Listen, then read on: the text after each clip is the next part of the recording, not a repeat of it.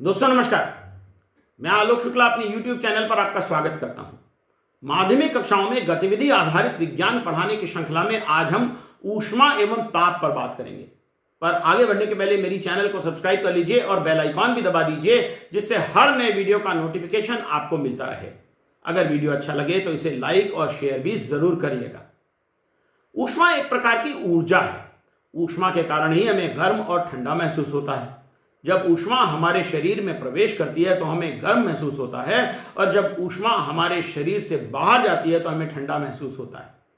यदि हम अपने एक हाथ को कुछ देर तक गर्म पानी में और दूसरे हाथ को ठंडे पानी में डुबोकर रखें और उसके बाद दोनों हाथों को कमरे के तापमान वाले पानी में डालें, तो जो हाथ पहले गर्म पानी में था उसे यह पानी ठंडा महसूस होगा, क्योंकि उससे ऊष्मा बाहर जा रही है, और जो हाथ पहले ठंडे पानी में रखा था उसे ये पानी गर्म महसूस होगा, क्योंकि उसमें ऊष्मा प्रवेश कर रही है। ऊष्मा का प्रभाव यह है कि उसके कारण कोई वस्तु गर्म या ठंडी महसूस होती है। गर्म या ठंडा महसूस होने को ही तापमान कहते हैं। तापमान को मापने के लिए थर्मामीटर का प्रयोग किया जाता है। यह आवश्यक नहीं है कि जिस वस्तु में अधिक ऊष्मा हो उसका तापमान ऐसी वस्तु से कम होगा जिसमें कम ऊष्मा है। दरअसल हम ऊष्मा की तुलना पानी जैसे किसी द्रव की मात्रा से कर सकते हैं और तापमान की तुलना द्रव के तल से कर सकते हैं। यदि हम किसी छोटे बर्तन और बड़े बर्तन में समान मात्रा में पानी डालें तो बड़े बर्तन में पानी का तल नीचा होगा और छोटे बर्तन में ऊंचा। इसी प्रकार यदि किसी बड़े आकार की वस्तु और छोटे आकार की वस्तु को एक बराबर समय तक गर्म किया जाए तो बड़े आकार की वस्तु में छोटे आकार की वस्तु की तुलना में ऊष्मा तो अधिक होगी, परंतु छोटे आकार की वस्तु का तापमान अधिक होगा। इसलिए वो छोटे आकार की वस्तु अधिक गर्म प्रतीत होगी। जैसे पानी ऊंचे तल से नीचे तल की ओर बहता है, वैसे ही ऊष्मा भी अधिक तापमान से कम तापमान की ओर बहती है। ऊष्मा और अन्य प्रकार की ऊर्जा को एक दूसरे में परिवर्तित किया जा सकता है। आइए इसके कुछ उदाहरण देखते हैं। गतिज ऊर्जा को ऊष्मा में बदलने का उदाहरण हाथों को आपस में रगड़ने से उनका गर्म हो जाना है। इसी प्रकार गतिज ऊर्जा को अन्य प्रकार से भी ऊष्मा में बदला जा सकता है। रासायनिक ऊर्जा से ऊष्मा बनने का उदाहरण हमारे शरीर का पाचन तंत्र है। भोजन में रासायनिक ऊर्जा होती है। भोजन के पाचन से यह ऊर्जा ऊष्मा में परिवर्तित हो जाती है, जिससे हमारा शरीर गर्म बना रहता है। इसी ऊर्जा से हम गति भी करते हैं। बिजली से ऊष्मा बनाने का उदाहरण बिजली से चलने वाला हीटर है। इसमें एक पतले तार से बिजली की धारा प्रवाहित की जाती है। बिजली की धारा के प्रवाह से तार गर्म होकर लाल हो जाता है और उससे निकलने वाली ऊष्मा को हम महसूस कर सकते हैं। ऊष्मा को प्रकाश में बदलने का उदाहरण जलती हुई मोमबत्ती है। मोमबत्ती के जलने से प्रकाश उत्पन्न होता है। ऊष्मा से गतिज ऊर्जा बनने का उदाहरण स्टीम इंजन है। आप पानी को गर्म करके उसे उबालते हैं, इससे वाष्प उत्पन्न होती है और वाष्प की शक्ति से आप एक पिस्टन को चला सकते हैं। आइए अब ऊष्मा के प्रभावों के बारे में जानते हैं। ऊष्मा का पहला प्रभाव है तापमान में वृद्धि। इसे तापमापी से देखा जा सकता है। दूसरा प्रभाव है प्रसार।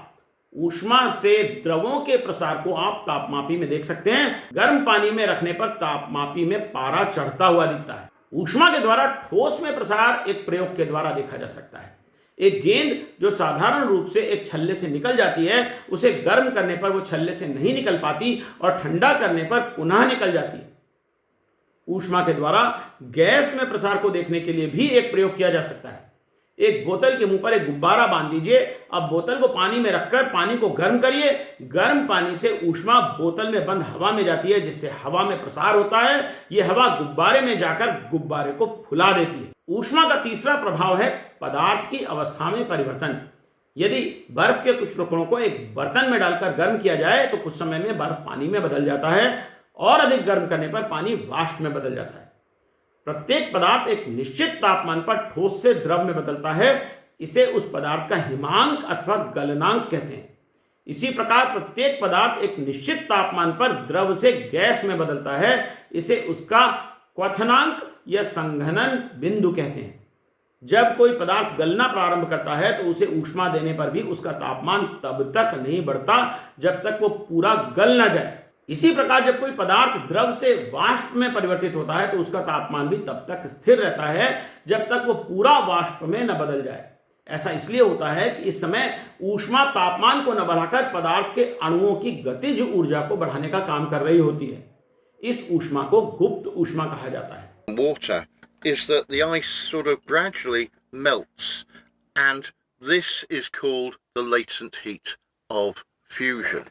What's actually happening there we can represent with this model, that as we supply heat, the molecule starts to vibrate faster and faster and faster until it starts to vibrate at such a rate that the bonds here start to break, and energy is supplied breaking these bonds, but the temperature of this liquid, one solid, does not change. It doesn't go up. All the energy is being used to change the state from solid to liquid. ऊष्मा का प्रभाव रासायनिक परिवर्तनों में भी देखा जा सकता है। ऐसे रासायनिक परिवर्तन जिनमें क्रिया करने वाले पदार्थों को ऊष्मा दी जाए, उन्हें ऊष्मा ग्रहण करने वाले या एंडोथर्मिक रासायनिक परिवर्तन कहते हैं। इन रासायनिक परिवर्तनों में ऊष्मा अवशोषित होती है। उदाहरण के लिए, यदि लोहे की छीलन को गंधक के साथ मिलाया जाए तो वो तब तक क्रिया नहीं करती जब तक मिश्रण को गर्म न किया जाए। गर्म करने पर रासायनिक क्रिया से लोहे का सल्फाइड बन जाता है। ये एक एंडोथर्मिक क्रिया है। ऐसे परिवर्तन जिनमें ऊष्मा बाहर निकलती है, उन्हें ऊष्मा छोड़ने वाले या एक्सोथर्मिक रासायनिक परिवर्तन कहा जाता है। उदाहरण के लिए, यदि पानी में चूना मिलाया जाए तो ऊष्मा निकलने के कारण पानी उबलने लगता है। ऊष्मा का प्रभाव जैविक परिवर्तनों पर भी होता है। यद्यपि जीवों को जीवित रहने के लिए ऊष्मा की आवश्यकता है, तथापि बहुत अधिक तापमान पर वे जीवित नहीं रह सकते। इसीलिए पीने के पानी को बैक्टीरिया आदि से शुद्ध करने के लिए उसे उबाला जाता है। चलिए अब ऊष्मा के मापन के तरीके सीखते हैं। ऊष्मा को तापमान में वृद्धि के द्वारा मापा जा सकता है। 1 किलोग्राम जल का तापमान 1 डिग्री सेंटीग्रेड बढ़ाने के लिए आवश्यक ऊर्जा की मात्रा को 1 कैलोरी कहा जाता है। 1 कैलोरी में 4.186 जूल होते हैं। किसी बर्तन में जितनी मात्रा में जल समा सकता है, उसे उस बर्तन की जल धारण क्षमता अथवा जल धारिता कहते हैं। इसी प्रकार किसी पदार्थ में जितनी मात्रा में ऊष्मा समा सकती है, वो उसकी ऊष्माधारिता है। किसी पदार्थ की ऊष्माधारिता जितनी अधिक होगी, ऊष्मा देने पर उसका तापमान उतना ही कम बढ़ेगा। तेल की ऊष्माधारिता जल की तुलना में कम है, इसलिए तेल जल की तुलना में कम ऊष्मा देने पर भी अधिक गर्म हो जाता है। किसी पदार्थ की 1 किलोग्राम मात्रा का तापमान 1 डिग्री सेंटीग्रेड बढ़ाने के लिए आवश्यक ऊष्मा की मात्रा को उस पदार्थ की विशिष्ट ऊष्माधारिता कहते हैं। तो आज के लिए इतना ही। जल्दी फिर मिलेंगे कक्षा 7वीं की विज्ञान पुस्तक के किसी अन्य विषय को पढ़ाने की गतिविधियों के वीडियो के साथ। तब तक के लिए नमस्कार।